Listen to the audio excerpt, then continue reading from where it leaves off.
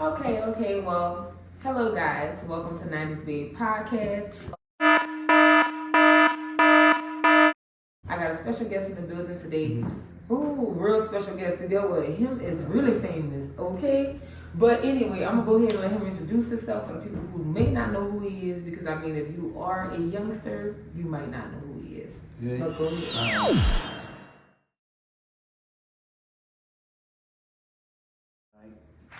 I'm Mark Curry. Back in like the 2000s, early, I helped do a lot of shaping the music,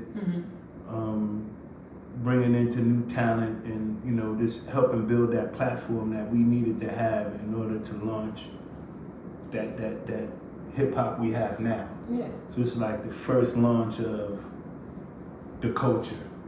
So I had a lot to do with that, as far as writing a lot of Puff Daddy hits, featuring on songs with him, Bad Boy, Black Rob. Okay. So yeah, Mark Curry. Okay, so you guys, y'all heard it here first. Yeah. Like I said, real famous. Okay, a lot of the songs y'all mom and daddies was jamming to in the 2000s and all that, 99, all that was him, his work, his doing. So I'm gonna just go ahead and start this off. Y'all know what my podcast be about, but we're gonna switch it up because y'all know how I do. I want to ask the questions that y'all are asking, but I also want to talk about the sentimental side of this person to kind of like see like what this person is. So the first question I'm gonna start off with, because I just gotta know. They got it like you like the ghost of the rap game, like Ghost from Power. Like you is this like gangsta hardcore person, but it's like you just disappear, you reappear, then you disappear, then you reappear. So like, do you really believe that that like is your persona? Like you believe that you like ghosts, like because ghosts is he's technically untraceable. Nobody knew who he really was, but the people he was like kind of like stepping on, they knew who he was. For you to say that, and to I never really had it said to me that way, but to answer it, yes, because sometimes you have to know when to like when to relax, when to buck, when to hide. You know what I'm saying? So it's a season for everything in life. Yeah. And sometimes the season, for the season where it's called "We Looking for You," you just can't be found.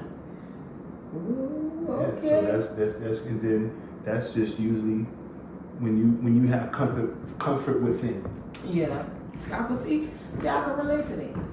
Because we're gonna talk about my little difference later on. But anyway, so my next question is this.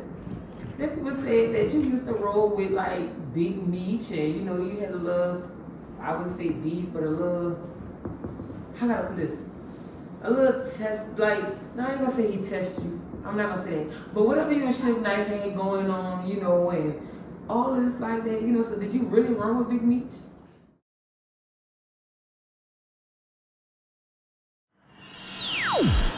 Meech to me was a friend. He wasn't what people look at, some people glorify certain individuals, what I mean? They say, I look at people as friends first. Yeah. So Meech is actually a friend of mine as well as Wolf was a good friend of mine too, very good friend of mine. Okay. So yeah, he's a friend of mine. It's somebody we can talk to about regular things, about it ain't got to be about drugs, it ain't got to be about women, bitches. It could just be about normal brother stuff. Okay. So I think on a few occasions we had those kind of conversations more than anything else. Okay. Yeah. Like in fact, Meech used to keep dogs with him all the time. He used to have like kennels in the garage. And then when I used to go see him at his house, one of the things that he would talk about is like, I learned through how these dogs are. So sit. He said, I learned how these dogs are, and then, if you, as a man, if you can't keep your dog in line, you got to keep your dogs in line. Yeah, I've heard that before. So I know that is the truth. So and that's like kind of what I'm doing, because like when a lot of people bring up Mark, they're like, okay, he's bitter, he's jealous, he's angry, he was a gangster, he was kind of like you was like the behind the scene gangster, let them tell it. Like you was basically really like a stepper, but like Ghost. Nobody was knowing that you was really out here stepping. Yeah, that's really the truth. Because alongside of me, man, I had all of them. I mean, it's still to this day from Jimmy Henchman, good friend. Free Jimmy Henchman. Let's get Jimmy Henchman Y'all heard home. that. Let's get Jimmy Henchman home. From,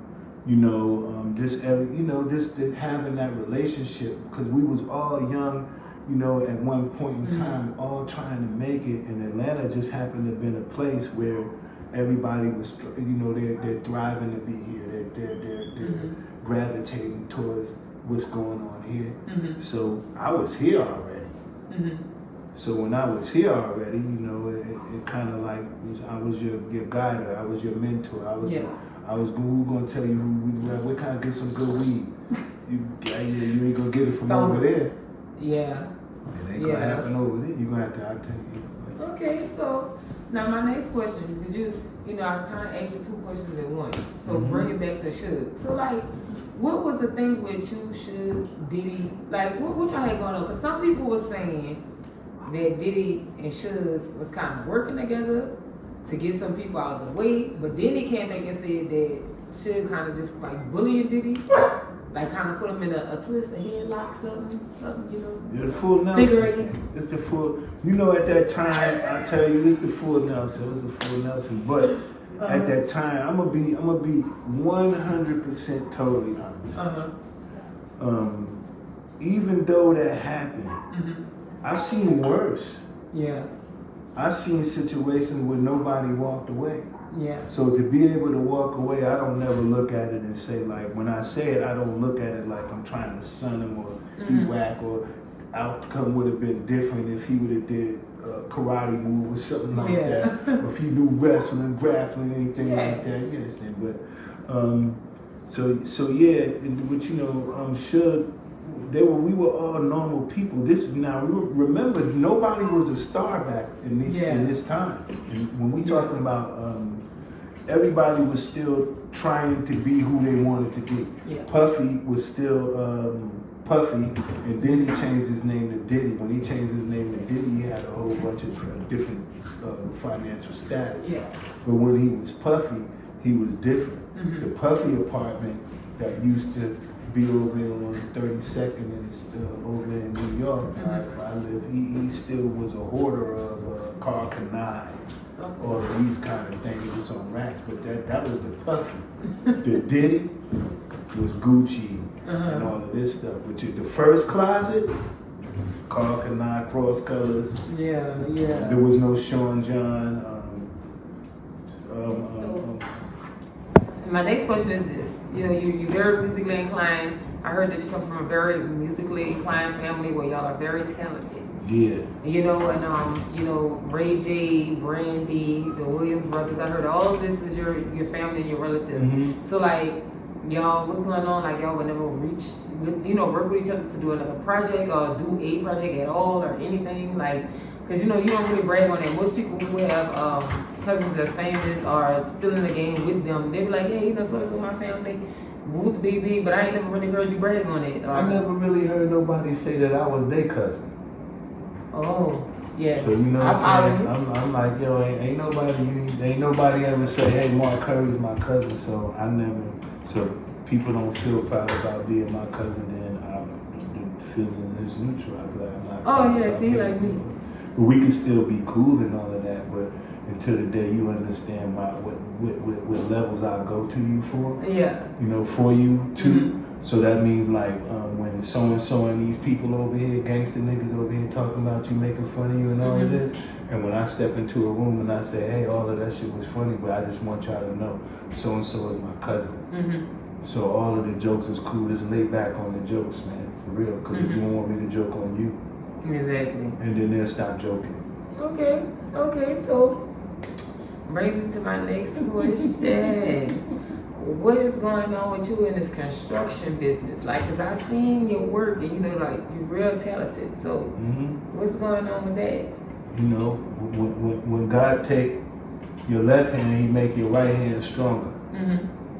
I follow you. So you understand, God took my left hand, which was the rap hand, and then He made my right hand stronger. So that means my construction means more to me, than what my rap career could have possibly been, or what. I don't look at it with it. It is what it is, but what I like to do now is build. And when I build, I can use my mind. I can't be stopped when I build. I can build. I've seen it. This man is really, really talented when it comes down to his work. So now my next question is, because I've been trying to figure these things out. I've been hearing a lot of stuff. Like the stuff with y'all and Suge, well, you and Suge most of the say, like, have you and Suge ever actually passed words with each other? I ain't never had nothing to really say to him, because his level of who he talked to is my other homeboy and my other friends. Me, I'm just the nigga who gonna sit there and do like this, and when we say go, it'd be like I ain't got nothing to talk to you about. I'm not your friend. You know what I mean? He's your friend. You know how you have some friends and you say, okay, just because I'm sitting here talking to this person over here, and he might say something real funny, it might be a joke, and it might be real funny, and I might laugh. But then you got a friend that's with you that's laughing to this thing, and you be like, you don't know this, you don't know him, and you just sitting here laughing. You look like a groupie. Yeah, but then I'm the dude who not gonna laugh. I'm gonna hold it in, and then when we get back later, we're gonna talk about how funny it was when it's just us. I'm not gonna crack a smile and all that in front of them, because sometimes you always, people, you gotta know, you understand, like with Curry, his friend might love you. It's just like with Jesus. Jesus used to walk the earth. And with him, you can say, Jesus, F you.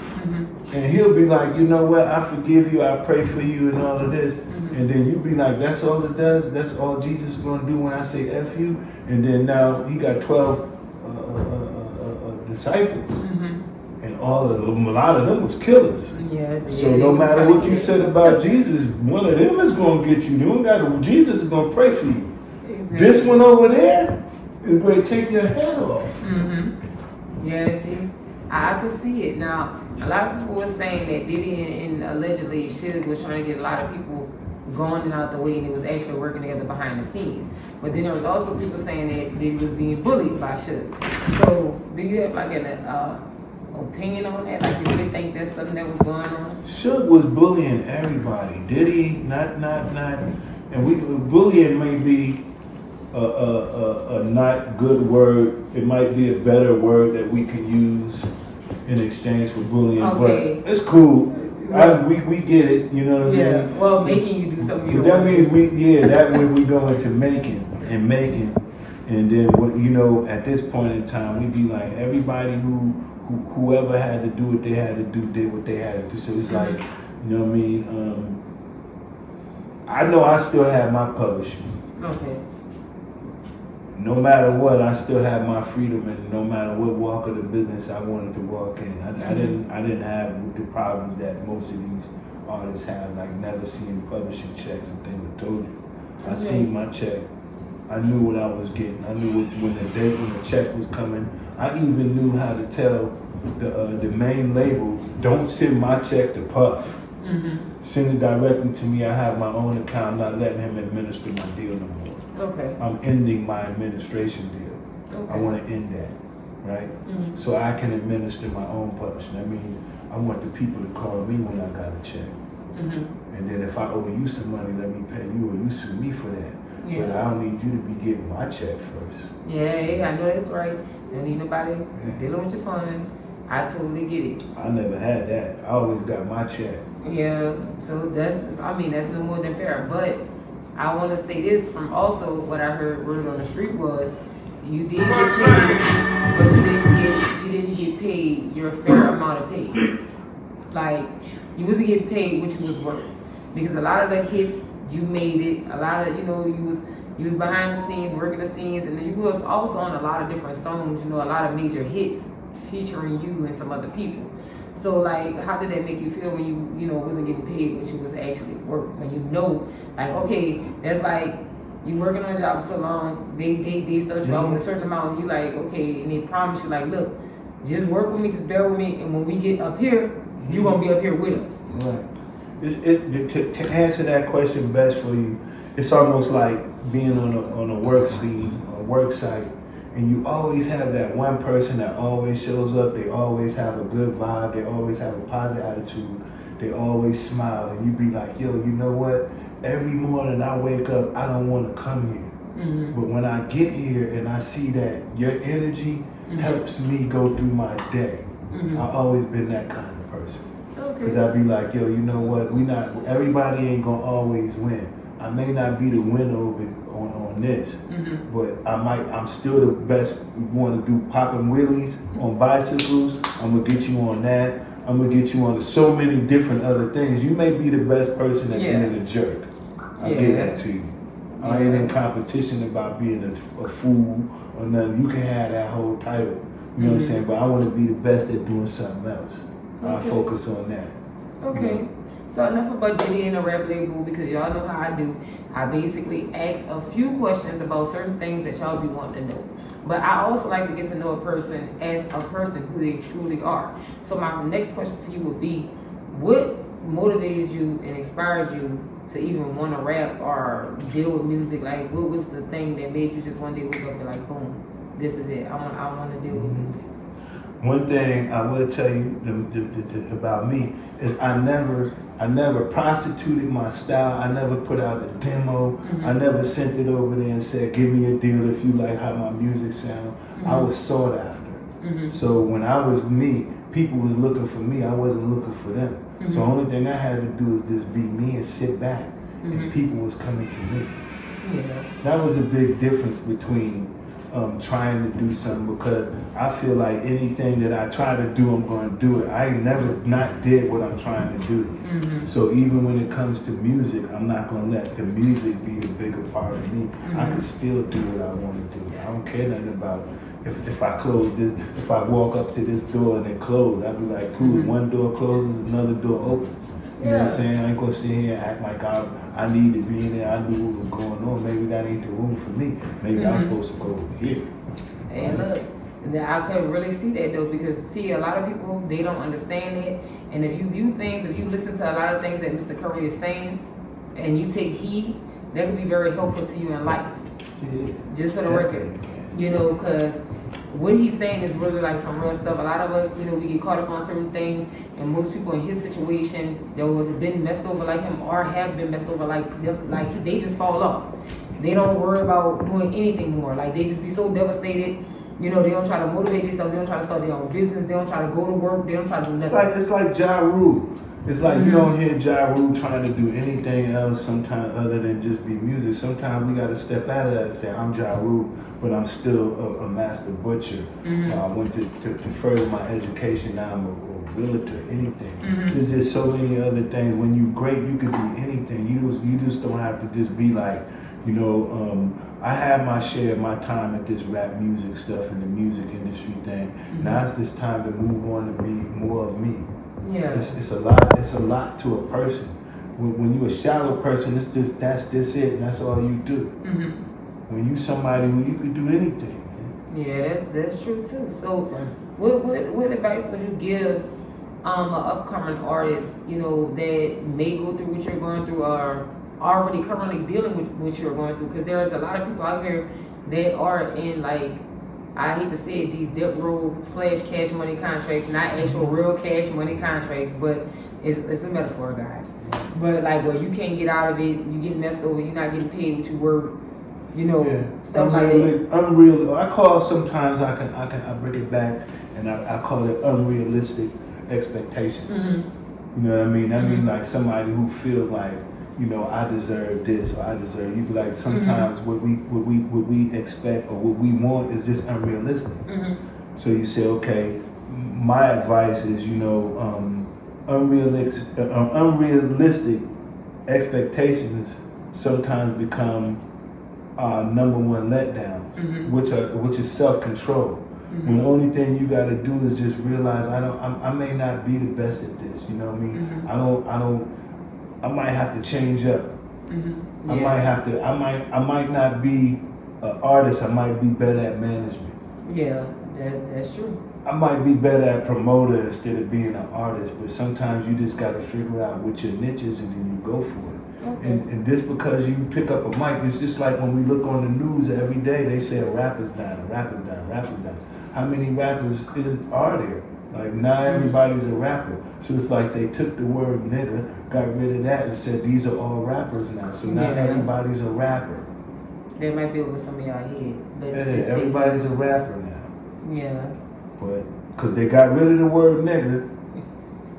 Yeah, I follow it. And then, I mean, you're not lying, telling the truth, because every time you go on the news, different states got different rappers. Falling off. But then now we got to look at it and say, okay, now who's giving these people the right to have that platform? Like, who's the one that's saying you can have that platform because you accomplished this and you sold this? Is like, I don't. So you be like, it's just like the BET having awards. What has BET done to even deserve an award? I ain't seen nothing on BET for them to say the BET awards. Yeah. Who's giving the awards away? Yeah. They're just giving them away and just doing a show. So it's a show now. BET Awards. Who regulates how these awards is being given out? Yeah, seeing about that a while back. Any awards. They was very upset. A few people was upset that they didn't get a BET award and they felt like they deserved it. And the people that hold fingers, sit behind the scene and pick who get these awards wasn't being fair. I'd rather see a YouTube awards. That's a good one. We might have to start that out. No, I'm just saying, but YouTube, I know because YouTube is more than BET. YouTube is more than MTV. But you don't have a YouTube awards, you understand? But you got BET. So it's just, that's just shows where clumsiness always makes dogs overreact. I mean, it's cool because I can't talk because, you know, I be doing it at home myself. So we not gonna get on that subject about clumsiness. Nah, I know y'all gonna edit that out. Yeah. So the next thing that I would like to know, I went on your Instagram page one day. I seen that you said you was gonna start managing people, but then I went back and it was gone. You know, I don't know why you be deleting your stuff, making it hard for a person like me to be a fan and to try to like interview you. Cause it was hard, man, cause he was really like deleting all his content. I'm like, dang, what I'm gonna ask you when I get there? But you know. Delete. Yeah, definitely delete. You have just a minute to walk in my shoe. Cause I'd be like, I'd be telling people, if you want to walk in my shoe, you understand. Some people walk in your shoe and they want to make judgment. They want to tell you this is what you should do. You should do this. You should do that. You'd be like, yo, what you should do is just shut the fuck up. You know what I'm saying? Let me do what I need to do. So sometimes you always got people who be like, you do this.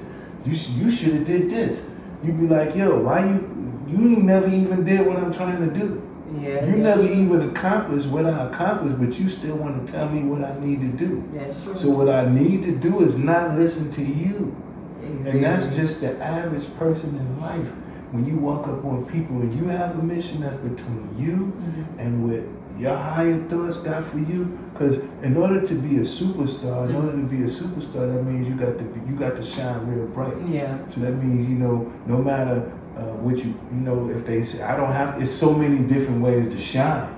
I don't have to shine and be a rapper. I can shine and just help some people make some money. Yeah. I'm shining because I'm still making some money over here. You know what I'm saying? But to be a star, you have to shine, to illuminate yourself. And then they call it the Illuminati, those who able to illuminate. Then they say those who illuminate are different. Yeah, those who illuminate are stars, those that you look up to to find direction, for to say, hey, you know what? When I look up to you, I see a route, and I'm able to walk, and I'm able to find myself and to climb that mountain to get to the top because I'm using you as a guide. Yeah. That's a superstar. Yeah. Right? Yeah. That makes sense. I'm a superstar. Oh yeah, definitely is. Definitely could believe it. Have you ever had to have a conversation with Mr. Curry? He's very intelligent. Yeah. I'm changing it now. I'm not a gangster no more. Yeah. I wasn't gangster before. I'm a superstar. That means even if you around me, I'm gonna shine so bright, you're gonna be able to see everything clear. Yeah. See? And y'all heard it here first, superstar. So the next question, the next is similar to the same thing. So are you really actually planning on managing people? Like, are you gonna start doing that, or you was just kind of like tweeting? I'm gonna tell you a real quick story, right? Uh-huh. So a guy, he's a rapper. His name is D-Lo G. He's from California, and they went to the Side by Side thing. And I really didn't know him, but I knew I had to get a driver for them, so I got somebody that was, could drive them down in the Sprinter van and all of this. I get them down there, and unfortunately, a lot of them ended up going to jail, and they didn't know me.